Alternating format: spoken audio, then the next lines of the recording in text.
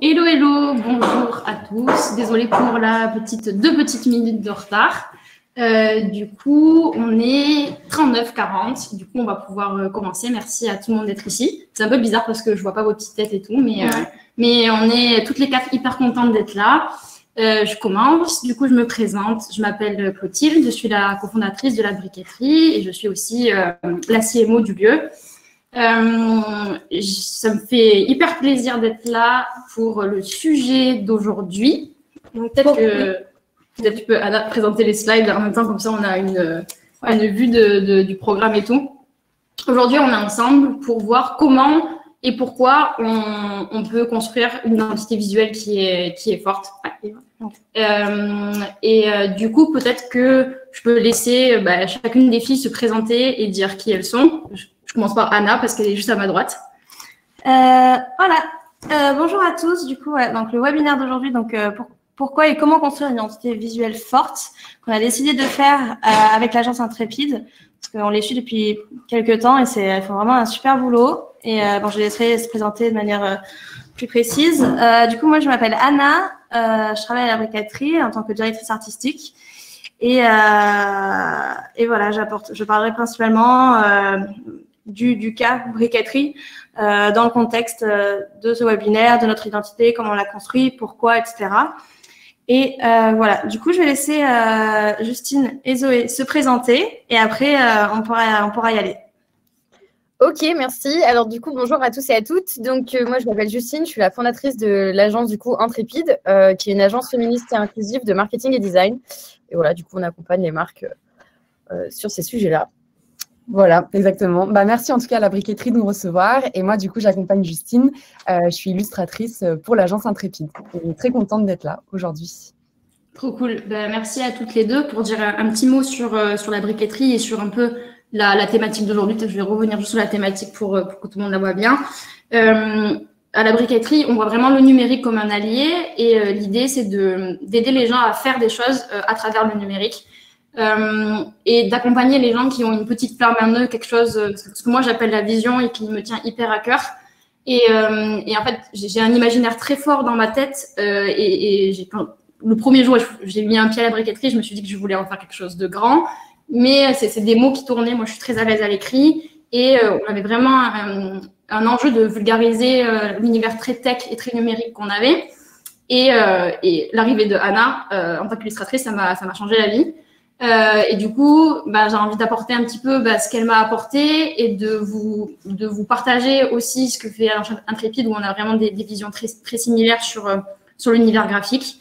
Du coup, cette heure-là, elle va être divisée en 3 parties. La première, donc un petit quart d'heure sur pourquoi construire une identité visuelle forte et comment on éclaircit sa vision. Ensuite, on va voir comment on fait pour la transposer avec le premier cas, donc quand on a une équipe en interne, un graphiste en interne.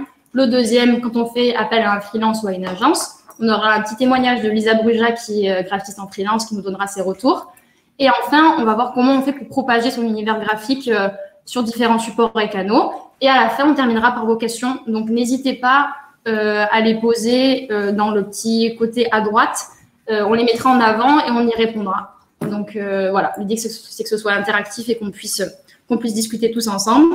Et à la fin, on fera partir des petits templates, des petites choses dont on aura parlé pendant l'heure pour que vous puissiez, chez vous, dans votre boîte, votre projet, l'appliquer aussi. Voilà. Du coup, c'est parti. Je passe à la suite.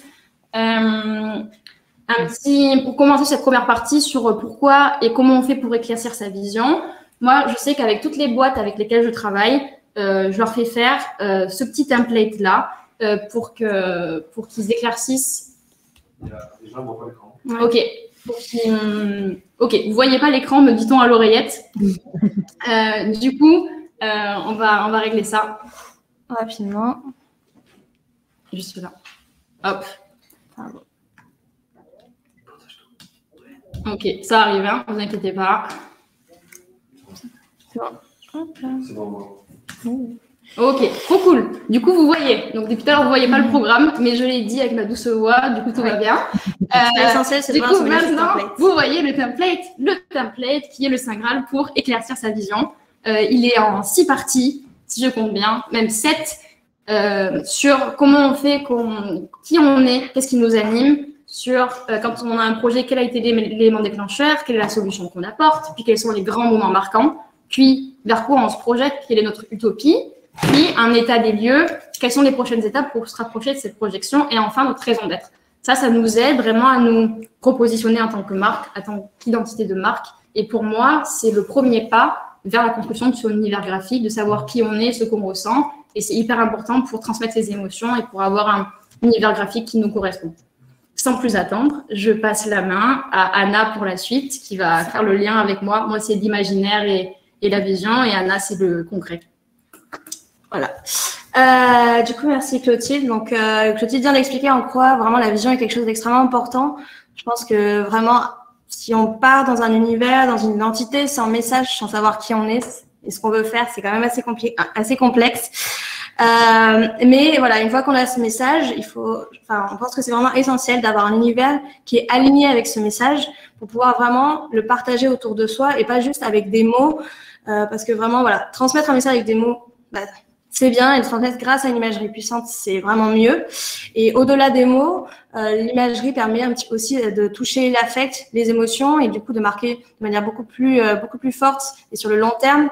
Donc, c'est pour ça que c'est aussi très, très important, et d'avoir une certaine cohérence vraiment de A jusqu'à Z dans tout le process, dans toutes vos œuvres, dans toute votre identité, partout. Par exemple, donc, encore une fois, on illustre mieux avec des images. Donc, si on prend la promesse, par exemple, de la briqueterie, donc s'élever avec le numérique, et qu'on voit ça, on peut déjà avoir une première impression de ce que veut dire ces mots, s'élever avec le numérique. Bon, là, on voit que c'est quelque chose d'assez froid, ou un ordinateur, les trucs un peu classiques, avec des images Shutterstock, c'est peut-être pas le mieux. Peut-être qu'on peut rajouter quelque chose, par exemple, des tons chauds, quelque chose un petit peu de rouge. Ensuite à ça, on peut apporter un univers un petit peu texturé, un petit peu original qui sort des sentiers battus, et sans oublier l'humain aussi, parce que avec la briqueterie, on tient vraiment à la communauté. Les savoirs ne tombent pas du ciel, ils sont là grâce aux humains qui nous entourent. Et si on rajoute voilà tout ce qui est s'élever avec des marches, avec les briques de savoir, d'expertise. Ça fait vraiment un univers totalement différent de ce qu'on a vu avec la première image. Et je pense que ça peut bien illustrer en quoi on peut, on peut entourer ce message, on peut l'accompagner. Et c'est quelque chose de vraiment très, très important. Du coup, donc ça permet vraiment de transcrire l'essence de votre message. Et on sait, peu importe le canal, que on est pour la briqueterie, qu'on a la briqueterie, que ce soit sur les réseaux, que ce soit à travers nos communications, que ce soit à travers de la vidéo. Donc au début, on avait vraiment un autre univers. On a voulu prendre un second souffle, un nouveau message, et ça nous a paru évident que l'univers devait suivre. Et c'était vraiment quelque chose d'essentiel, et c'est pour ça qu'aujourd'hui, on veut vraiment vous transmettre cette idée. Hop là. Et on a voulu vraiment accueillir l'agence Intrépide aujourd'hui parce que, comme nous, elles ont une identité très, très marquée, très forte. On les suit depuis un certain temps. Et elles ont à peu près la même vision sur ce qui est de l'importance de l'identité visuelle. Et je pense qu'elles vont très bien vous en parler, j'en suis persuadée. Et je leur passe la main. Ok, merci Anna. Donc effectivement, nous, en fait, avant d'être l'agence Intrépide, donc avant d'être une agence engagée avec une identité visuelle forte, on était une agence un peu plus classique. On n'avait pas de positionnement vraiment tranché, mais on n'avait même pas du tout d'identité visuelle. On n'avait même pas de site, on n'avait pas de logo, on n'avait absolument rien. On fonctionnait sur du bouche à oreille. Et voilà, on était avec les clients qui venaient vers nous. Et puis on s'est rendu compte que ça manquait un petit peu de sens au quotidien. On avait besoin de transmettre plus de choses, d'avoir plus d'impact. Donc, l'été dernier, on a décidé de se repositionner et de devenir donc Intrépide, une agence engagée, féministe et inclusive. Et du coup, il y a eu tout un processus d'abord de réflexion, de dire, OK, en fait, on ne veut plus être sans message et sans impact. Maintenant, on veut avoir un impact. On veut faire bouger les choses. C'est quoi notre vision et c'est quoi notre mission? Avec qui on veut travailler et comment? Et du coup, on a déjà eu un long chemin pour définir notre vision, qui est la première étape, comme tu le disais, Clotilde, la plus importante. On a fait appel à une agence, à une tierce personne. En fait, c'est vraiment les cordonniers les moins bien chaussés. C'est super dur de faire pour soi-même. Donc, on a, pour la plateforme de marque, réfléchi avec une agence externe qui nous a vraiment aidé dans ce processus de définition. Et aujourd'hui, voilà, notre mission, c'est vraiment déconstruire les stéréotypes autour des corps, de la sexualité, libérer la parole et casser les codes. Et à travers, donc, comme vous le voyez sur l'écran, 3 volets. La partie agence, du coup, on accompagne les marques. La partie média sur Instagram, tous les jours, on essaie de déconstruire des sujets. C'est comme ça que, du coup, on est entré en contact avec la briqueterie. Et la partie mécénat de compétences, où là, on offre en fait des jours à des associations qui militent pour les mêmes causes que nous, pour leur permettre de gagner en visibilité. Et une fois qu'on avait défini cette vision, il fallait trouver un peu notre besoin. L'identité visuelle, voilà, elle va répondre à quel besoin? Donc, un besoin d'une identité qui est inclusive. C'est très important pour nous que les personnes puissent s'identifier à nous. Et on s'adresse justement à une grande diversité de population. Et c'est très important de pouvoir ne pas avoir à faire de choix comme on peut le faire avec des photos. On choisit si c'est un homme ou une femme, si elle est blanche ou pas, si elle est ronde ou pas. Nous, on ne sait absolument pas ce qu'on voulait faire. Du coup, on avait ce besoin d'inclusivité. On avait le besoin aussi de transmettre une émotion. On touche à des sujets qui sont très forts. Et donc, on voulait transmettre une émotion et surtout, on voulait se différencier. On n'est pas une agence comme les autres. On est une agence qui prend position, qui ne se veut pas neutre. Et pour ça, fallait marquer les esprits. Du coup, assez naturellement, l'illustration, ça nous est venu comme une évidence. Où en fait, l'illustration, elle est pour nous un outil de traduction en fait de nos messages, de nos missions. Et elle permet de pallier, par exemple, sur Instagram, à la censure. Elle permet de vulgariser certains sujets qui peuvent être compliqués à expliquer avec des mots ou des photos. Elle permet aussi d'être totalement inclusif parce qu'on a fait le choix de personnages en puzzle. Donc, on peut vraiment, avec ce design très flat, faire plein de choses et représenter plein de choses. Et surtout, l'illustration, ça se démocratise et c'est de plus en plus de tendance. Maintenant, sur les réseaux sociaux, sur les sites, on est habitué à avoir de la vidéo, de la photo, mais Lilu, elle accroche l'œil, elle capte. Et c'est un petit peu notre objectif. Donc voilà. Après, bien sûr, l'illustration toute seule, elle ne fonctionne pas totalement. On a besoin de design et de graphisme. Et c'est là où, nous, chez les Intrépides, c'est Beryl qui vient en complément de Zoé. Elles travaillent ensemble pour travailler toute cette idée, cette identité visuelle et donner vie. Mais en conclusion, très clairement, un positionnement fort égale pour nous une identité visuelle forte. Voilà. Ok, trop intéressant. Merci beaucoup, Justine. Du coup, on va pouvoir aller sur la deuxième partie de ce webinaire qui est comment on fait concrètement pour transposer sa vision en identité graphique. Et du coup, pour ça, je vais te passer la parole à Anna ou Zoé. C'est Zoé. Qui veut parler. Oh, Zoé, c'est parti. On est chaud pour Zoé. C'est parti. Du coup, voilà, comment on fait pour transposer sa vision en identité graphique? Donc déjà, c'est construire avant tout son univers, donc définir un peu une charte graphique. Donc nous, c'est ce qu'on a fait suite à ce qu'a dit Justine. Une fois qu'on a notre positionnement, qu'on sait où on veut aller, et dans notre cas, il faut faire des choix. Donc nous, on a choisi, comme vous l'avez vu sur les slides juste avant, de représenter des personnages flats, en puzzle, avec des formes donc qui peuvent s'entremêler, se superposer. Et du coup, voilà ce qui va représenter en fait vraiment l'inclusivité. On met très peu de détails pour que les personnes puissent facilement se représenter, s'identifier en fait à travers nos personnages. Toute cette couleur en même temps, ça représente, ça donne un côté un peu joyeux. Donc voilà, peu de détails. On a aussi plusieurs couleurs sur un même personnage. On va avoir des bras beiges et le visage peut-être plus marron pour mélanger les cultures, pour vraiment, encore une fois, renforcer l'inclusivité. D'ailleurs, si on zoome un peu sur les couleurs, nous, on a choisi des tons plutôt chauds pour représenter un univers bienveillant, ouvert et chaleureux. Et en même temps, on casse un petit peu ces couleurs douces avec des tons noirs, on a un bleu un peu foncé qui va nous permettre de mettre l'accent sur des détails. On s'en sert aussi pour nos titres, pour donner un peu de profondeur en fait à nos illustrations et pour mettre l'accent sur certaines parties, pour attirer un petit peu l'œil. On a aussi également travaillé quelques petits éléments à côté de ça, donc, qui vont être un peu des objets, des pictogrammes, des icônes pour en fait accompagner nos illustrations et renforcer nos messages. Donc, ça va vraiment habiller et enrichir nos visuels. Donc, voilà, on a vraiment nos petits personnages avec tout un univers qui peut se déployer autour, donc des objets, des pictos. comme je le disais. Donc après avoir défini notre charte, après voilà, suite à ces petites explications-là, on crée ensuite nos visuels, mais pour ça, voilà, on n'a jamais vraiment défini de process. Donc l'identité et la vision étant très claires au sein de notre équipe, on est assez alignés en fait, donc ce qui nous permet voilà de faire circuler l'information entre nous et à tous les niveaux sur tous les sujets. Voilà, donc chaque personne de l'équipe est imprégnée de nos sujets et ça c'est un petit peu le process que vous pouvez voir sur l'écran de comment on fonctionne quand on veut créer une illustration ou bien un visuel. En fait, on suit ce petit circuit. Donc en fait, on va vraiment définir avant tout le contexte de l'illustration du visuel, l'objectif, son intention. Donc on va commencer par se poser la question quel format, est-ce que ça va plutôt être pour les réseaux sociaux, est-ce que ça va plutôt être un GIF, quel est le cliché à déconstruire, le détail à ne pas oublier, etc. Donc il y a vraiment une réflexion de tout ça avant d'entamer ce petit circuit. Ensuite, on va faire des recherches sur le sujet. On va échanger avec l'équipe si besoin. Voilà, essayer de voir un petit peu tout ce qu'on peut mettre dans cette illustration, comment représenter ce sujet-là, la réalisation de l'illustration. On valide ensemble, parce que c'est vrai comme on y réfléchit ensemble, on la valide ensemble. Et ensuite, voilà, cette illustration, je vais la mettre à disposition sur notre Google Drive.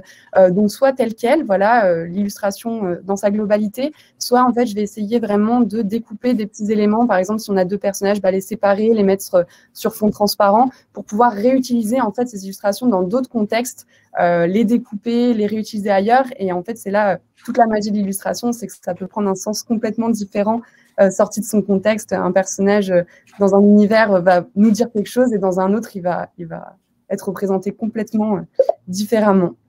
Donc, pour expliquer peut-être un peu plus en détail avec un exemple concret, on a fait une illustration qui s'appelle voilà, l'exemple de deux femmes accomplies. Donc, on voit que la première à gauche est enceinte, alors que la seconde ne l'est pas, et pourtant, elles sont aussi bien toutes les deux, pardon. Donc ça, c'est un post qu'on a coécrit avec un compte qui s'appelle « Je ne veux pas d'enfants ». Et on souhaitait voilà, déconstruire l'idée qu'on peut être épanoui avec ou sans enfants. Donc, on souhaitait vraiment jouer sur un parallèle de deux femmes voilà, qui vivent l'expérience ou non d'être enceinte. Mais voilà, ici, c'est le résultat final. Mais avant ça, on a été un peu maladroite puisqu'on avait représenté la femme avec le téléphone, avec un ordinateur. Et voilà, il faut toujours réfléchir un petit peu plus loin quand on crée une illustration, c'est que l'ordinateur, on peut comprendre que c'est le travail. Et du coup, on ne voulait vraiment pas opposer la grossesse au travail. Enfin, voilà, ça va vraiment. C'est pour ça qu'il est important de faire réagir en interne, de bien voilà, poser la question, parce que l'illustration crée vraiment une émotion, un ressenti. Et il peut être vraiment différent et varié selon les personnes qui vont la regarder. Donc, c'est le genre de petite erreur qu'on souhaite vraiment éviter. Parce qu'il est essentiel, encore une fois, de faire réagir sur ces productions. Parfois, on a trop la tête dans le guidon et on a du mal un petit peu à comment dire, on manque de recul et parfois, on peut voilà, faire des petits axes, enfin, représenter des choses qui peuvent avoir un double sens. Donc ça, c'est vraiment assez important de faire ça. Voilà, de bien faire réagir. Si je peux compléter, c'est vrai que cette illustration, comme toutes les illustrations qu'on va faire, on va toujours avoir, donc réfléchir à ces connotations et voilà, comme là, ne pas mettre en comparaison la carrière ou la grossesse. Exactement. Et l'avantage de l'illustration, c'est qu'on a cette flexibilité de pouvoir enlever un élément, en rajouter un, juste modifier. Si par exemple, on avait voulu faire une photo ou des choses comme ça, on n'aurait pas eu cette flexibilité-là. Et du coup, c'est là aussi où l'illustration, elle a sa force et son identité visuelle forte, elle a sa force aussi parce qu'on va pouvoir être libre d'adapter à l'infini, en fait. La manier totalement, exactement. Et nous, du coup, dans nos illustrations, donc je prends celle-là puisque on les diffuse beaucoup sur notre compte Instagram, on a un rôle vraiment éducatif auprès de notre communauté. Et du coup, c'est ça aussi qui nous challenge et on n'a pas le droit à l'erreur parce qu'on peut vite tomber dans la confusion ou être mal compris parce que c'est des sujets par lesquels on n'est pas touché directement. On a envie de donner de la visibilité à ces sujets-là. Mais voilà, on est parfois mal positionné pour en parler. Donc, c'est important, encore une fois, de s'allier à des personnes qui ont la connaissance et qui peuvent compléter ces sujets-là. Voilà, donc on se montre assez vigilante, mais c'était très chouette. Même nous, on découvre ces sujets-là. En tout cas, ce sont des supports qui nous plaisent, car ça nous permet de transmettre des informations, de donner de la visibilité à des sujets, comme je le disais. Et voilà, l'illustration joue un rôle important là-dedans parce qu'elle va rendre l'information plus digeste, elle va permettre de la vulgariser. En un coup d'œil, on comprend de quoi on parle. Et ça, c'est vraiment quelque chose d'intéressant. Donc, il faut être percutant dans le choix de ces illustrations, de comment on va les diffuser, etc. Voilà, en tout cas, pour conclure cette partie, selon nous, on a 2 conseils pour construire un univers impactant et fort. Le premier, ça va être de bien s'imprégner du positionnement, de bien le comprendre, la vision de l'entreprise aussi, voilà, de savoir où est-ce qu'on veut aller.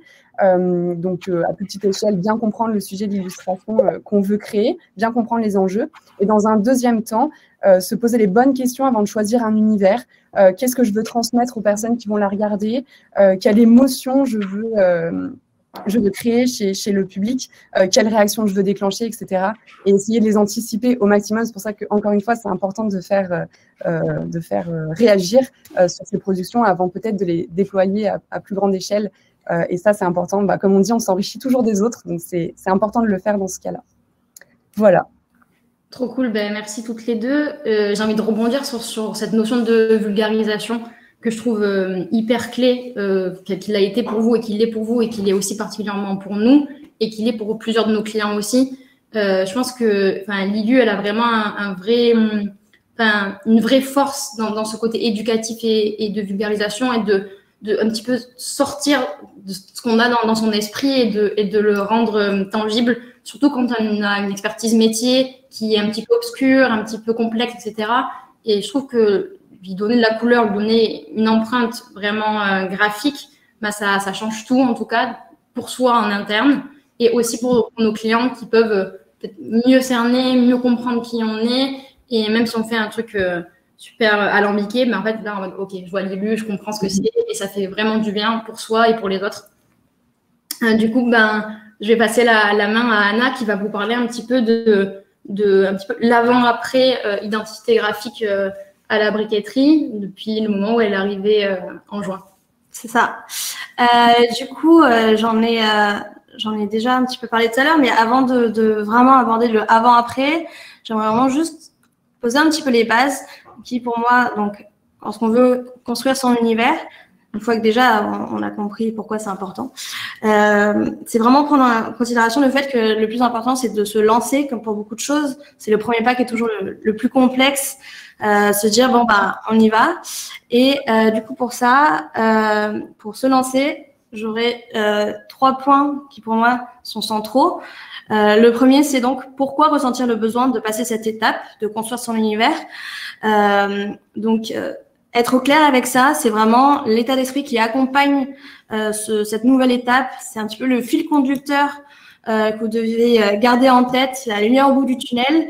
Et à la fin, voilà, est-ce que la promesse est tenue? C'est-à-dire pourquoi on a ressenti? Pour nous, c'était vraiment pour vulgariser, toucher notre public, etc. Et est-ce qu'à la fin, une fois qu'on a eu toute cette démarche, est-ce que la promesse est tenue? Deuxième point, avoir confiance en son équipe et son projet. Ça peut paraître évident, mais ça l'est pas forcément. Pour partager aux autres son univers, il faut vraiment déjà le porter en soi. Si tu y crois, les autres y croiront. Si tu y crois, tu sais où tu vas. Donc, peu importe des obstacles, de toute manière, tu sais où tu vas. Et enfin, se défaire des excuses. Là, c'est dans le cadre de l'identité, mais en vrai, dans plein de choses, combien de gens se disent, on a une équipe trop petite, on n'a pas le temps, c'est pas important, le budget, on va pas le lâcher dans ça. Et ça, voilà, c'est juste des excuses, faut les dégager. Et l'univers, l'identité, elle va évoluer comme pour tout. Ton identité, elle va évoluer, ton message peut-être va évoluer, le monde autour de toi évolue. C'est pas grave. Donc le tout, c'est de se lancer et pas se dire on verra plus tard.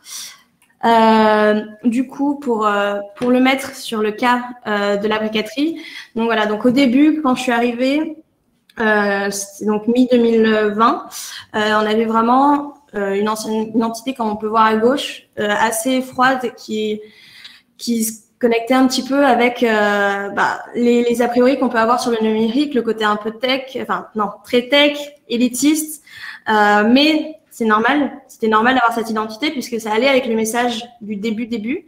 Et justement, avec le confinement, il y a eu vraiment un nouveau message de vulgarisation, un petit peu d'évangélisation, de parler autour. Et donc, c'est pour ça qu'on a eu vraiment besoin de passer cette étape. Et donc, on est allé vers une nouvelle identité plus chaude. C'était une première version, mais voilà, quelque chose avec des tons un peu plus pastel, un peu plus chaud, avec de l'humain, avec vraiment le produit numérique qui est au centre, qu'il ne faut pas oublier. Et avec Clotilde, on a vraiment discuté de la vision de la briqueterie. Et donc, sans oublier vraiment, voilà, le lien avec la vision qu'il ne faut pas laisser de côté. Hop là. Donc, le second point, avoir confiance en son équipe et son projet.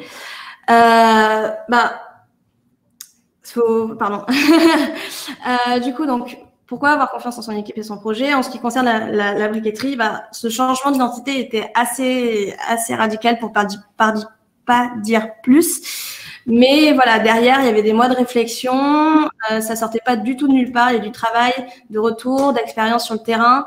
On a discuté ils avaient discuté avec la communauté à travers les événements, etc. Et donc, on n'a pas à rougir de cette envie de changer d'identité et d'assumer notre message. Et donc, je voulais mettre sur papier, en quelque sorte, cette nouvelle vision, ce nouveau message, et faire résonner aussi chez les autres ce qu'on portait en nous. Donc, je suis partie sur des temps plus chauds. J'ai fait une deuxième version après pour vraiment mettre en avant l'humain, les briques, toujours, qu'on ne mettait pas forcément en avant lors de l'ancienne identité. Sans oublier la briqueterie qui est un petit peu le ciment entre toutes ces briques d'expertise et cette communauté. Et donc, avec un aller-retour aussi avec l'ancienne designeuse, la première, avec Gabrielle. Et donc, ne pas oublier de s'encadrer, donc de faire confiance à son équipe, de pas oublier de discuter, de pas avoir peur des retours et en son projet, donc évidemment. Comme j'ai dit tout à l'heure, si vous y croyez, les autres y croiront et vous saurez où aller. Et enfin, se défaire des excuses, parce que en fait, il y a pas d'excuses en fait à se trouver pour la briqueterie. Voilà, on était en tout à l'époque vraiment 5 avec le côté administratif, mais vraiment 4 dans le lieu à s'en occuper. Voilà, 4 personnes. Pour ce qui était vraiment du changement d'identité, on était 2 en tant que binôme et à exécuter, j'étais toute seule. Donc, on n'est pas 50. Elle est trop forte. Non, mais juste pour dire vraiment que c'est pas la peine d'être Google quoi, pour y arriver. Et faut vraiment arrêter de se cacher en fait derrière un mur d'excuses, on le reverra demain. Et voilà, je pense que c'est essentiel et à garder à l'esprit. Et aujourd'hui, je pense que notre promesse est assez accomplie. Donc, ce qui est de tendre la main aux entrepreneurs, aux artisans du numérique, et c'est passé aussi par notre nouvelle identité. Aujourd'hui, on est une communauté de plus de 100 personnes, par exemple sur Slack. On est vraiment plus de 100 personnes. À la briqueterie, il y a énormément de gens qui passent. On n'a jamais été autant entouré par une communauté aussi variée, avec des expertises vraiment dans tous les domaines. Et c'est vraiment ce qu'on voulait atteindre. Voilà, du coup, maintenant, je vais passer la main à Intrépide pour discuter de ce sujet. Et discuter plus particulièrement du coup de quand vous avez envie en tant que projet ou entreprise de retravailler votre identité graphique, de faire appel finalement à une agence ou à un freelance pour l'externaliser. Du coup, on va voir avec elle un cas concret d'une startup qui ont fait appel à elle. Ouais, du coup, nous, c'est vrai que quand on a les premiers contacts avec les clients ou les clientes, ils savent pas toujours en fait qu'ils ont un besoin d'illustration ou d'identité visuelle forte. Souvent, le besoin n'est pas toujours formulé comme ça. Ça va plus être ça manque de cohérence ou nos messages sont mal compris. On n'arrive pas à se différencier par rapport à la concurrence. Et encore une fois, l'identité visuelle n'est pas toujours la première chose qui vient en tête. Et nous, déjà, le premier travail, c'est de les amener à bien comprendre, pour les amener à mettre des mots et dire, en fait, voilà. La partie visuelle pourra donner plus de force à vos messages marketing et c'est pas forcément que sur du marketing qu'il faut jouer. Nous, il y a vraiment, c'est pour ça qu'on a décidé de développer ces deux pôles et ces deux compétences. Il y a vraiment un lien très fort entre le marketing, la com et l'identité visuelle. Donc déjà, la première étape, ça va être de comprendre souvent le besoin qu'il y a. Je voudrais avoir un rôle plus éducatif, je voudrais rendre mon contenu plus ludique, je voudrais une cohérence graphique plus forte et ensuite de nous trouver des solutions entre l'identité visuelle et le design et l'élu. On va prendre l'exemple du coup de Période, qui est une trop chouette startup avec qui on a travaillé, qu'on a pu accompagner justement sur cette refonte de l'identité visuelle et sur d'autres sujets plus comme market. Mais voilà, donc Période, pour faire une petite intro, donc c'est une startup qui met à disposition des distributeurs de serviettes hygiéniques et tampons bio à destination donc des entreprises, des écoles et aussi des particuliers. Mais leur mission finale, c'est de faire en sorte que les utilisatrices finaux ne soient pas celles et ceux qui payent en fait les protections. Du coup, la première étape, c'est de comprendre l'univers de Période, avec qui elles interagissent, puisqu'elles ont plein de cibles, plein d'audiences différentes et une mission quand même très forte, avec qui elles interagissent, comprendre vraiment leurs besoins, justement de vulgariser certains sujets, vulgariser certaines étapes. Et voilà, donc on a fait une première étape de refonte de l'identité visuelle du coup avec Beryl, où vraiment on a redéfini les couleurs, les typos, les formes, les textures. Et ensuite, on a tout de suite identifié que l'illustration, elle est un vrai outil pour elle aussi, de traduction et d'explication, que ce soit version tuto, un petit peu tout. Donc, on a proposé en fait un portfolio d'une dizaine d'illustrations, de styles d'illustration, parce que c'est important que le client puisse comprendre que le style de l'agence, c'est pas le style qu'on va vendre, c'est le nôtre. Du coup, pour chaque marque, on va vraiment créer un style et un univers sur mesure. Donc souvent, on met une planche d'inspiration. Ou alors on va chercher sur Pinterest ou autre des idées, des styles très différents. C'est très dur de dire j'aime bien les illustrations. Souvent tous les clients nous montrent plein d'illustrations, ils disent je veux ce style, mais genre c'est pas du tout les mêmes styles. Donc voilà, donc on essaie de les guider vraiment dans ce choix, donc de les faire réagir par exemple là sur une dizaine d'illustrations différentes. Et ensuite ils veulent souvent en mélanger. Enfin voilà, l'étape suivante, ça va être vraiment de s'approprier ces pistes d'inspiration pour créer un style totalement unique. Est-ce qu'on veut justement de l'inclusif? Au contraire, on veut du détail et s'adresser à une typologie de personnes très précise. Donc, dans le cas de Période, on voulait totalement de l'inclusif parce que voilà, c'est toujours bon de rappeler qu'il n'y a pas que les femmes cis qui ont leurs règles. Il y a des personnes trans, il y a des personnes intersexes, enfin, voilà, des personnes non binaires. Et ce n'est pas que des femmes à poitrine et cheveux longs. Donc, c'était important de pouvoir s'adresser à toutes ces personnes-là, toutes les personnes menstruées, et donc d'avoir des personnages voilà, qui puissent facilement être identifiés. Enfin, on puisse facilement se reconnaître sans qu'il y ait de caractéristiques de genre trop prononcées. Donc, en fait, le style de Période, c'est le petit style numéro 9, donc avec la jeune demoiselle qui a le t-shirt en violet. Et voilà, donc qu'on a créé spécialement. Une fois qu'on a choisi ce style, qu'on se l'est approprié, on va passer à l'étape du brouillon. Donc, on a sur l'ensemble des visuels qui étaient à créer, on a fait d'abord cette première étape où on définit déjà les messages, les personnages, dans quelle mise en scène on va les mettre. Du coup, si vous pouvez passer à la slide d'après. Yes. Cool, merci. Du coup, voilà, on passe un petit peu au brouillon pour être sûr de ne pas tout reprendre. Là, par exemple, sur la droite, c'est un tuto pour vraiment expliquer comment est-ce qu'on place le distributeur dans les toilettes. On en a fait une aussi où on explique comment mettre un tampon. On parlait tout à l'heure de censure ou de choses comme ça. Je ne suis pas sûre qu'on aurait pu l'expliquer en photo. Donc, l'avantage, c'est qu'avec l'illustration, on a pu le faire. Une fois que le brouillon est validé, on passe à l'étape de couleur et d'ajustement définitif. Du coup, si vous passez à la slide d'après, on va voir là, voilà. Donc, exactement les mêmes et passer du coup en version finale. Donc, on a les fondatrices et on a du coup le fameux tuto. On voit aussi que l'illustration, elle a ce rôle de personnifier. C'est pas toujours évident de se mettre en scène, de se mettre en avant en tant qu'équipe fondatrice ou en tant que équipe tout court. Et l'illustration, c'est un vrai outil aussi pour nous mettre en scène les membres de l'entreprise dans différents contextes et avec différents messages et de venir un petit peu mettre de l'humain. Voilà.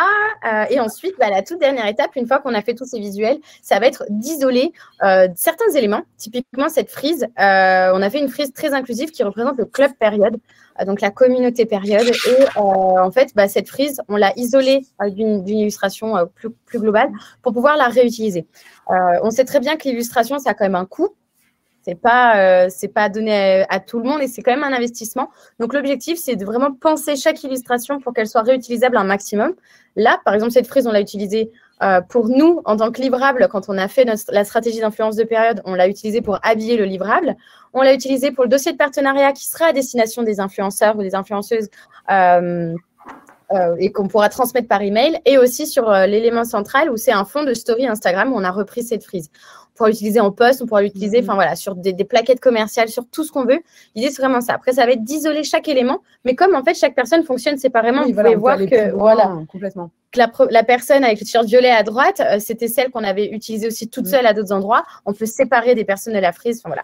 Encore une fois, on a cette liberté avec l'illustration. Voilà, ce qu'il ne faut pas oublier, c'est que quand on fait appel à un freelance ou à une agence ou à un ou une artiste, une illustratrice, de base, souvent, l'artiste a vraiment son univers, sa signature. Là, typiquement, on peut voir une illustration de Zoé, donc ce qui est son style à elle, sa signature d'artiste, sa marque graphique, qui est son univers avant et on va dire en dehors de l'agence. Et ensuite, à l'intérieur de l'agence, elle devient plus un caméléon et ajuste et crée des univers sur mesure. Mais ça, c'est très important de faire soit le choix de quelqu'un qui va avoir cette capacité à changer d'univers, soit de choisir un ou une freelance ou un ou une agence qui a un style spécifique parce que vous voulez ce style spécifique. Mais tout le monde n'a pas forcément cette envie de sortir et de son univers de base et de faire quelque chose de totalement différent. Et nous, ça a été un vrai enjeu, une vraie discussion quand Zoé est arrivée dans l'équipe. C'était OK, est-ce que ça te plaît? Parce que nous, en tant qu'agence, on ne peut pas vendre le même style à tout le monde, surtout que dans notre écosystème féministe et inclusif, les marques se connaissent, l'écosystème est petit, on ne peut pas faire la même chose à tout le monde. Donc, ça a été un vrai… pour chaque projet, c'est vraiment obligatoire de créer un nouveau style. Et c'est ça qu'on veut proposer du coup à travers l'agence. Trop intéressant, et en plus ça fait le lien direct avec notre invitée qui va nous parler en fait de son activité de freelance. Elle s'appelle Lisa et elle est freelance graphiste et directrice artistique, et du coup elle va nous expliquer comment elle voit les choses en tant que freelance aujourd'hui. Du coup je m'enlève de cette chaise et je la laisse parler pour 5 minutes.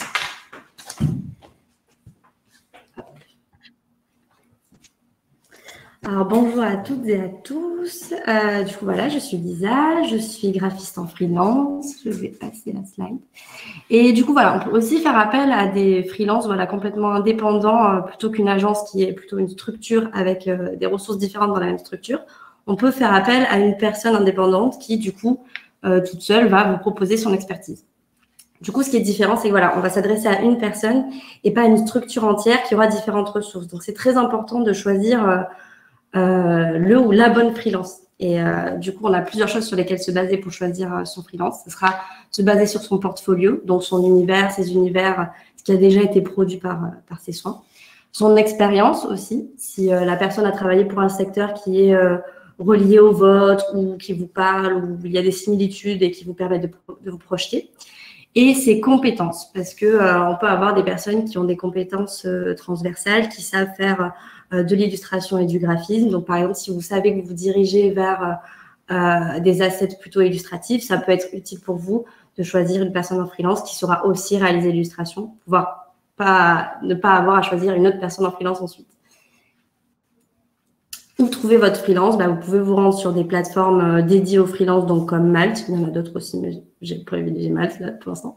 Et vous pouvez aussi vous rendre sur LinkedIn en regardant par exemple des personnes qui ont travaillé dans des agences qui vous parlent aussi, ou à la briqueterie, bien sûr, il y a des freelances. Et pour briefer votre freelance du coup sur votre identité, c'est à peu près les mêmes choses qui ont été dites avant par Intrépide, mais il faut vraiment lui transmettre à la personne qui va s'occuper de votre identité tout le contexte et les valeurs dans lesquelles s'inscrit votre entreprise.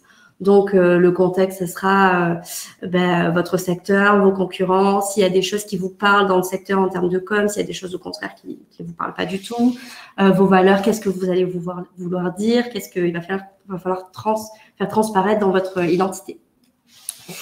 Donc, j'ai mis juste un petit exemple de quelque chose que j'ai fait récemment pour Marseille 8 mars. Donc, pour le 8 mars à Marseille, une dizaine de collectifs se sont organisés pour créer une organisation de la journée. Et du coup, par exemple, en termes de valeurs, ce qui était vraiment important pour les collectifs de faire transparaître, c'était l'inclusivité et la transversalité de leur féminisme. Donc, j'ai décidé de me baser sur le 8 mars, qui est vraiment l'emblème de la journée, et créer donc ce 8 avec le maximum de représentation du féminisme que voulaient promouvoir les collectifs. Et ensuite, donc, lors du brief, donc, vous présentez voilà, le contexte et vos valeurs. Et ce qui est important aussi, c'est d'un point de vue plus pragmatique, de dire les livrables et les délais dans lesquels vous voulez que ce soit réalisé. Donc, les livrables, ce sera les formats. Donc, par exemple, si c'est plutôt du print, des affiches, voilà, des choses comme ça. Ou si ça doit être décliné plutôt sur du web, donc un site internet, des posts sur Instagram ou sur différents réseaux sociaux.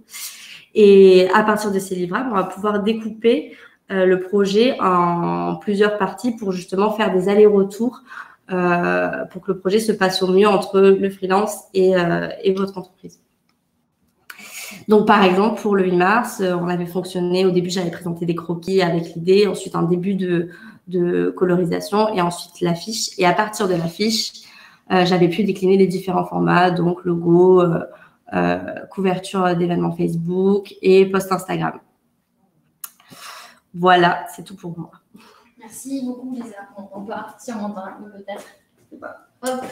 Pas trop, je pense. Je me refaufile ici. Merci beaucoup, Lisa. C'est trop cool de t'avoir pour ces 5-6 minutes.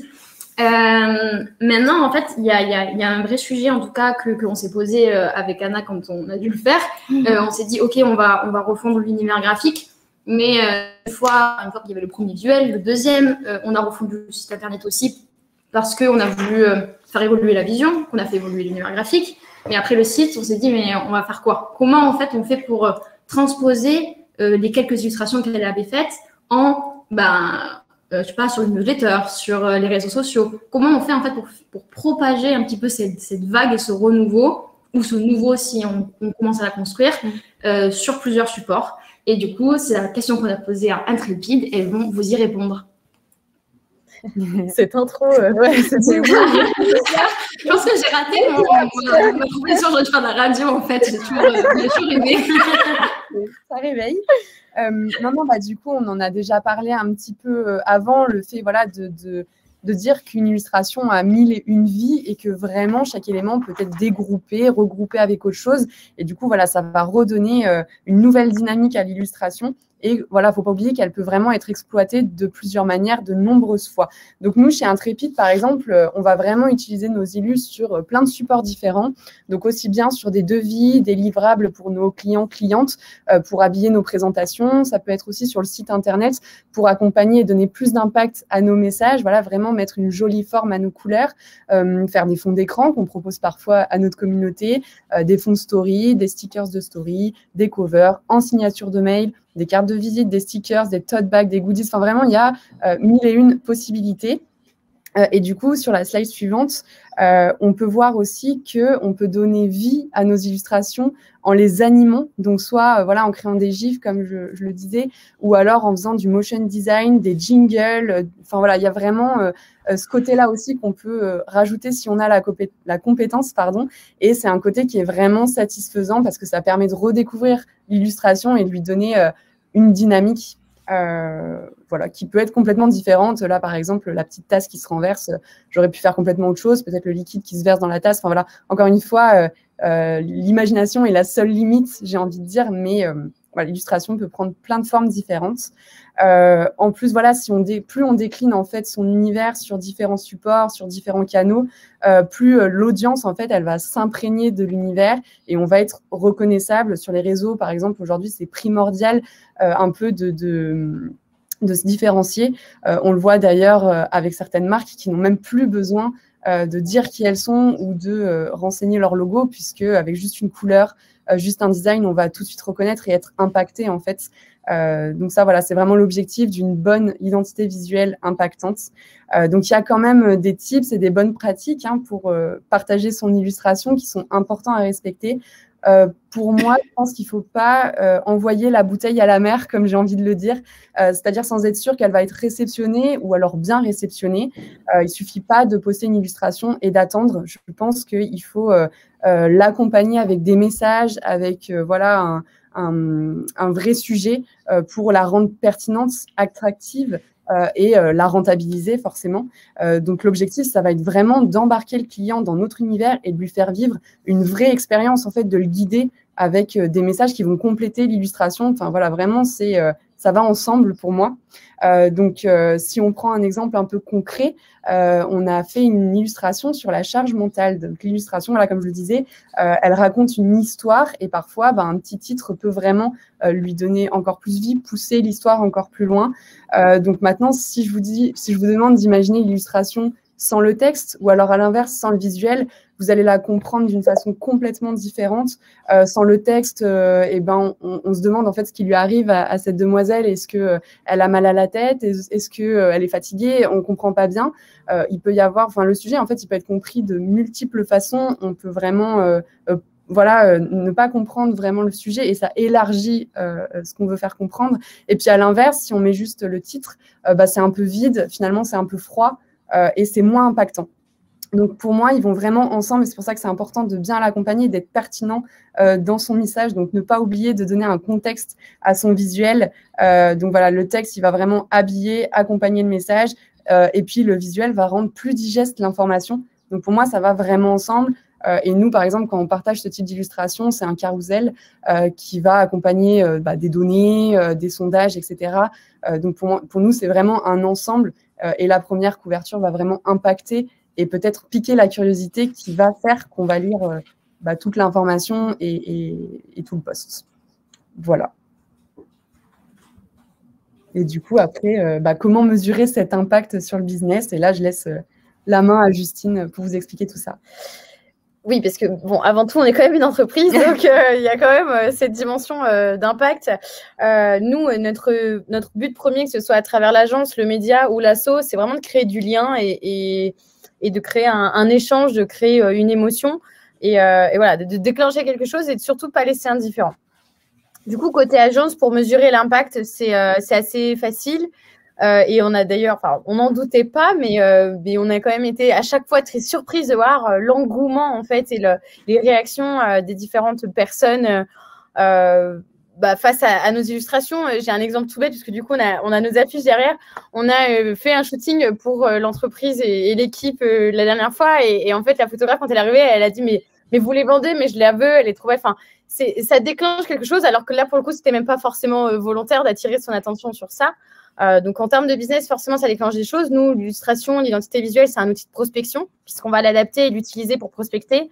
Du coup, on va capter en fait l'attention des marques. C'est dans tout, comme on l'a dit, dans tous nos supports, puisque dans nos devis, dans nos propositions, dans tout notre site internet, on a vraiment notre identité qui transpire à travers tout ça. Et du coup, on capte toujours en permanence. On a nos petits bonhommes qui dansent dans les devis. Ça met dans de bonnes conditions pour faire une propale. Et du coup, voilà, on a vraiment ce fil conducteur tout le long et on le voit parce que quasiment à chaque appel, que ce soit des personnes qui soient venues à nous ou nous qu'on a démarché, on a toujours au moins une remarque sur le volet visuel de dire non, mais ça m'aide à me projeter. Je me dis qu'en fait, oui, c'est trop important parce que c'est un effet miroir. Le client ou la cliente, elle voit ce que ça lui fait d'avoir une marque en face qui a une identité visuelle forte. Elle se dit, moi, je pourrais faire le même effet avec une identité qui me serait propre. Mais du coup, il y a forcément un effet très fort et surtout, ça rend beau le même sujet abordé sans aucun design fera pas du tout le même effet, même si ce qui compte, c'est aussi le fond. Ce qui compte, c'est qu'on soit aussi percutante sur nos stratégies, sur ce qu'on dit, sur nos prix, mais on vient quand même vraiment habiller et donner un fil directeur et du coup aussi faciliter la vente en fait de la prestation. Côté média, du coup, avec l'illustration, je vais reprendre cet exemple du coup de l'illustration « Je ne veux pas d'enfant » qui apparaît sur les slides. Cette illustration, donc, elle a été coécrite avec un compte qui s'appelle donc Je ne veux pas d'enfant, qui aborde toujours cette thématique de ne pas vouloir d'enfant et que c'est OK et que la société a beaucoup de mal avec ça, mais que voilà, c'est un choix qui ne regarde personne d'autre. Et en fait, aujourd'hui, elle parle vraiment et elle se focus sur le fond. Donc, elle met peu il y a peu de cohérence graphique, il n'y a pas un univers, un design qui est très, très fort, mais elle a quand même une bonne interaction. Par contre, quand il y a eu ce post-là, qu'elle a aussi publié sur son compte, l'interaction a complètement changé et explosé en termes de likes, en termes de commentaires, parce qu'en fait, elle a beaucoup plus capté l'attention. Donc, certes, c'est une dépense, c'est un coût. Nous, que ce soit, nous, on peut parler en tant que même moi, en tant que fondatrice, quand j'ai recruté, c'est un coût d'avoir recruté Zoé pour faire l'illustration en permanence. Mais en fait, c'est un investissement, tout comme une marque qui vient à faire appel à nous, c'est un investissement. Et voilà, c'est pas quelque chose d'accessoire, c'est quelque chose qui peut vraiment tout changer et donner beaucoup plus de puissance au message. Donc l'impact se mesurera très facilement. Merci, mais oui, tellement. On a fait exactement la même chose, donc forcément je plus sois, mais oui, ça fait vraiment du bien d'entendre quelqu'un d'autre le dire. Bon, c'est normal, c'est pour ça qu'on fait le webinaire ensemble aussi, mais oui, du coup, voilà. Est-ce que Justine, tu as un truc à ajouter ou est-ce que je peux conclure ces 50 minutes avant de passer aux questions? De toute façon, je pense qu'en conclusion, c'est qu'il faut être effectivement aligné avec sa vision. Et si on a une vision d'un impact fort, de vraiment faire la différence, attirer et déclencher, et forcément, il faut avoir une identité visuelle qui est forte, qui est réfléchie. Et voilà. Et c'est pareil, on n'a pas dit, mais ça peut complètement compléter aussi une photo. Parce que nous, on faisait aussi pas mal de dessins sur photo pour mettre en avant certains éléments ou alors animer quelque chose sur une photo. J'ai vu qu'à la briqueterie, vous le faisiez aussi. Donc, ça peut aussi venir habiller un visuel que vous avez déjà. C'est complètement possible. Quoi. Mais ça n'a pas de limite et que c'est ça qui est beau aussi dans l'art de l'illustration. Oui, carrément. Du coup, si on devait résumer en 5 phrases ce qu'on vient de dire en 50 minutes, ce serait ça. La première étape, ce serait d'éclaircir sa vision et son identité. La seconde, si on a besoin, c'est si on n'a pas encore fait, définir sa charte graphique ou la refondre si on en ressent le besoin. La troisième étape, c'est de s'inspirer d'univers qui nous touche. La quatrième, c'est de pas hésiter à communiquer et transmettre ses besoins et ses émotions. C'est un peu bateau cette phrase, mais je pense que c'est essentiel. L'idée avec Milu, c'est de faire ressentir quelque chose. Si on n'est pas capable de communiquer, on ne pourra jamais traverser la barrière de son cerveau pour la faire sortir. Et la dernière, c'est se servir de ces illustrations pour leur donner du contexte, comme on l'a vu avec Libu avec le post Insta sur la charge mentale, c'est clé. Et surtout, ne pas hésiter à l'exploiter plusieurs fois. On peut donner 1000 vies, comme on dit Justine et Zoé, à une seule illustration. Du coup, on va passer aux questions. Merci à ceux qui sont encore là. Je sais que Pierre, qui est derrière la modération, vous a demandé de voter. Du coup, on va voir les questions qui ont récolté le plus de votes et on va les mettre en avant. J'arrête là. Ouais. Hop, une petite seconde. On arrête de partager et on arrive. Alors, c'est parti. Ouais, faut arrêter de partager. On arrive. Là. Trop bien. On peut aller vers les questions. On y va. Hop là. Alors, ça lag un tout petit peu. Donc, je vois 3 votes. 3. Hop. 4, 5.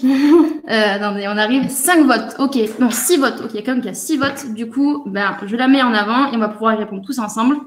Du coup, cette question, c'est Victoria qui nous demande: est-ce que la refonte de votre identité vous a permis d'avoir plus de clients?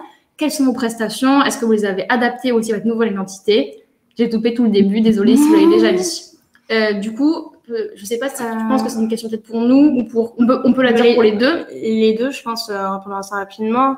Peut-être je prends la première partie. Ouais. Alors, est-ce que ça me permet d'avoir de nouveaux clients? Oui.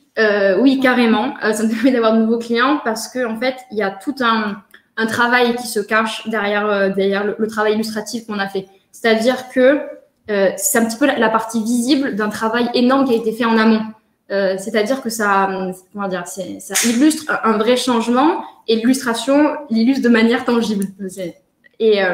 Et du coup, et puis forcément, les gens, ça nous a poussé à plus communiquer. Et comme disait Justine et Zoé, ça nous fait transpirer un petit peu l'identité briqueterie partout. Et les gens, en fait, ont envie d'en être, ont envie de rejoindre la communauté et ont envie de rejoindre ce mouvement d'expertise. L'esprit est clair. Et c'est éclairé, c'est chaleureux.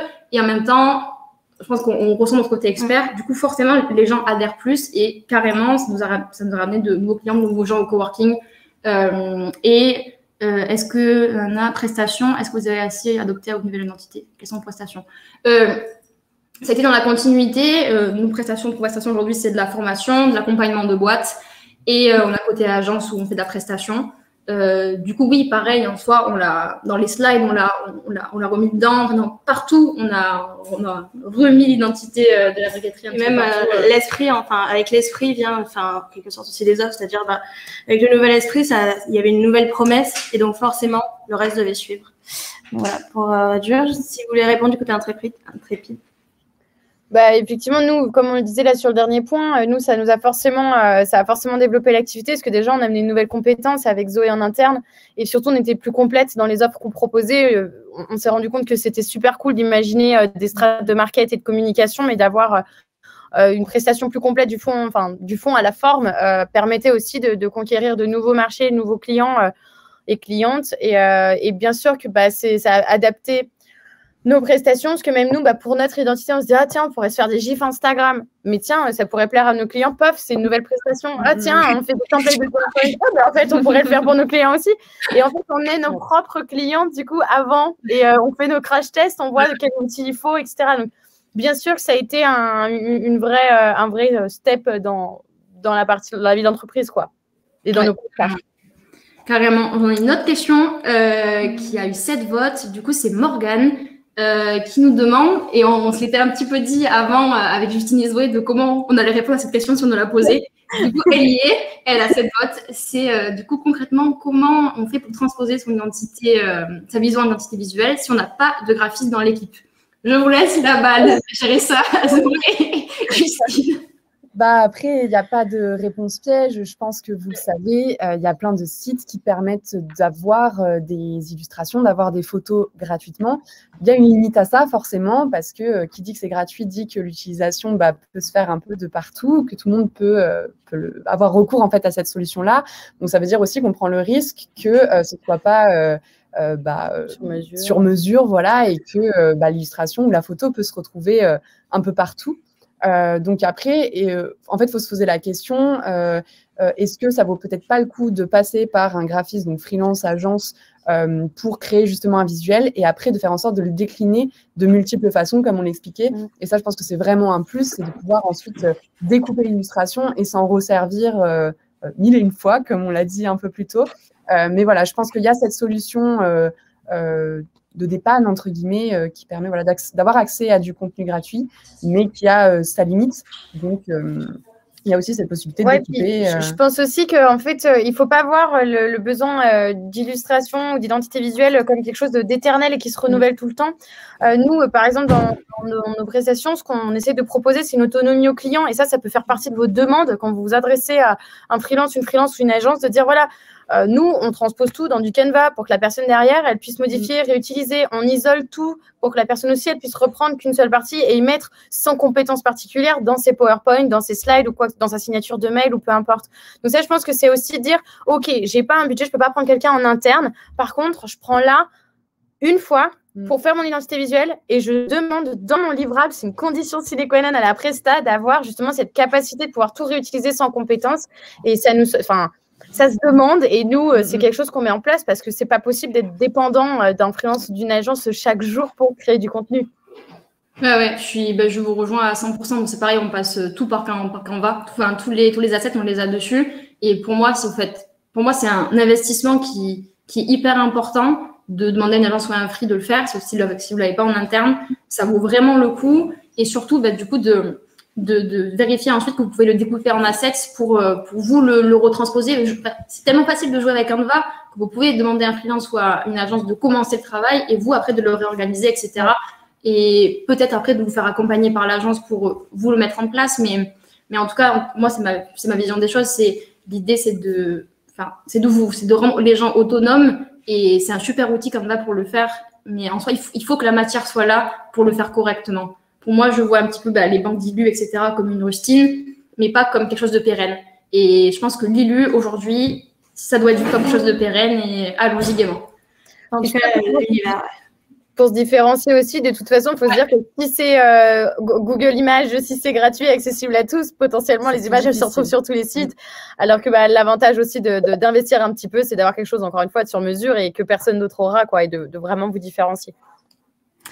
Merci. Je vais juste prendre comme ça, je trouve que c'est une bonne question aussi. Ok. Il y a 3 trucs. Du coup, vous parlez de définir sa raison d'être. Quelles sont les bonnes questions à se poser selon vous afin de définir sa raison d'être et en quoi cela est-il nécessaire pour la définition de son identité visuelle? Du coup, question posée par Gladys. Du coup, c'est bien parce que c'est un truc qu'on n'a peut-être pas assez mis en avant, donc ça permet de le faire maintenant. À la fin, pour vendredi, on enverra aux participants on va dire une espèce de petit pack goodies en fait, et c'est mieux que des stylos. C'est des choses vraiment concrètes. Et par exemple, en ce qui concerne la briqueterie, pour rebondir sur cette question, il y aura le template vision de Clotilde qui pourra peut-être permettre de voir les premières questions à se poser, peut-être que ce soit plus au clair pour vous. Et donc voilà, j'essaie de répondre assez rapidement, mais voilà, il y a vraiment tout un travail à faire et grâce au template, ça pourra vraiment vous aider. Et en quoi cela est-il nécessaire pour la définition de son identité visuelle? Bah, si tu n'as pas de message, si tu ne sais pas ce que c'est, comment tu peux le transcrire dans un univers, en fait. C'est un petit peu compliqué. Après, on peut essayer, comme disait Clotilde, avec un peu de rustine, faire quelque chose. Mais voilà, si tu ne sais pas où tu vas, tu ne sais pas quelle route prendre. Ouais, je suis d'accord avec ça. Et moi, je vois un petit peu l'identité d'une boîte ou d'un projet comme une identité d'une personne. Je sais pas si vous avez vu le dessin animé Saul avec la petite goutte de vie là qui se balade un peu partout. Mais pour moi, genre l'identité d'une boîte c'est exactement pareil et il faut la nourrir en fait. Il faut la nourrir d'émotions, il faut la nourrir de quelque chose, de personnalité. Et s'il n'y a pas ça, quand un graphiste ou en free ou dans une agence ou même en interne, il n'y a pas cette essence de vie, il pourra rien transposer. Du coup, pour moi, c'est vraiment primordial de faire ce travail-là, de le clarifier, de discuter avec son équipe et de s'aligner derrière. Enfin, je veux dire une vision de boîte, elle est jamais aussi forte quand elle est alignée avec tous ses acteurs. Et c'est aussi la pluralité des visions qui fait que la vision d'ensemble est encore plus forte et encore plus belle et que l'illustration derrière sera encore plus parlante. Voilà. Est-ce que vous avez un petit mot, Justine et Zoé, à dire par rapport à ça? On est un petit peu en retard, donc je pense que ça va être la dernière question. Et en cas, peut-être que par mail, si on trouve vraiment une question pertinente, on y répondra avec le pack de goodies. Moi, dans l'ensemble, je suis assez d'accord avec vous. Après, ça permet aussi d'être plus précis dans ces messages et voilà, parce que en soi, on pourra toujours créer des illustrations, etc. Mais on risque de taper à côté ou d'être moins précis ou de pas être clair dans son message. Donc, voilà, la définition de son identité visuelle, ça sert à ça, en fait, de gagner en précision, de gagner en impact. Et les questions à se poser, c'est ce que tu disais. Voilà, c'est vraiment qu'est-ce que j'ai envie de créer comme émotion, qu'est-ce que j'ai envie, qu'est-ce que j'ai envie de faire transparaître. Tu pourras compléter, mais je pense qu'on l'a déjà dit. À qui tu t'adresses et du coup, qu'est-ce qui va déclencher. Enfin, l'identité visuelle, pour moi, elle est surtout à but de s'adresser à des personnes et du coup, c'est qu'est-ce qui va toucher ces personnes-là, qu'est-ce que ça va déclencher chez eux et ça dépend du coup de votre raison d'être et de ce que vous cherchez à faire. Donc voilà. Ok, je crois qu'on va devoir mettre un terme à cette heure-là. On a 3 petites minutes de retard. Du coup, merci parce qu'on a eu plein de questions et je suis désolée qu'on n'ait pas pu toutes les traiter. Mais j'ai vraiment envie de pouvoir y répondre dans le mail récap. Donc, vous inquiétez pas, on essaiera de donner réponse collégiale ou on verra comment on fera. Du coup, il y aura ces petits répondre aux questions et des templates pour vraiment passer à l'action et vous aussi transposer votre vision en univers graphique. J'espère vraiment que vous réussirez à le faire et que vous accompagnerez des personnes qui vous font du bien et qui réussissent à le faire. Et mille merci à Justine et Zoé et l'agence Intrépide et à Lisa d'avoir intervenu. C'était vraiment un plaisir de faire ça ensemble. J'espère que vous avez appris plein de choses. Et voilà, est-ce que vous voulez dire un mot toutes les deux? Merci. Pareil, nous c'était notre premier webinaire, du coup c'était cool de faire ça avec vous. Merci de nous avoir invités à faire ça et voilà. Et n'hésitez pas, du coup j'ai vu qu'il y avait quelques petites questions aussi propres à notre changement de nom, tout ça. N'hésitez pas à venir nous faire des DM sur le compte Insta du coup de agence.intrépide. On sera trop contente de pouvoir débattre de tout ça avec vous. Et merci pour tous ces petits commentaires dans le chat, parce que même si on n'y répond pas vraiment, on les a lus. On voit vos messages, ça fait vraiment plaisir. Parce que vous savez que quand on partage sur Livestorm, en fait, on voit juste le slide. Et moi, je ne voyais pas les messages des gens, etc. C'était un petit peu désagréable. Maintenant, je les vois et ça me fait chaud au cœur. Et voilà. Merci pour plein de bonnes choses et bon après-midi à tous. Au revoir. Merci. Au revoir. Ciao.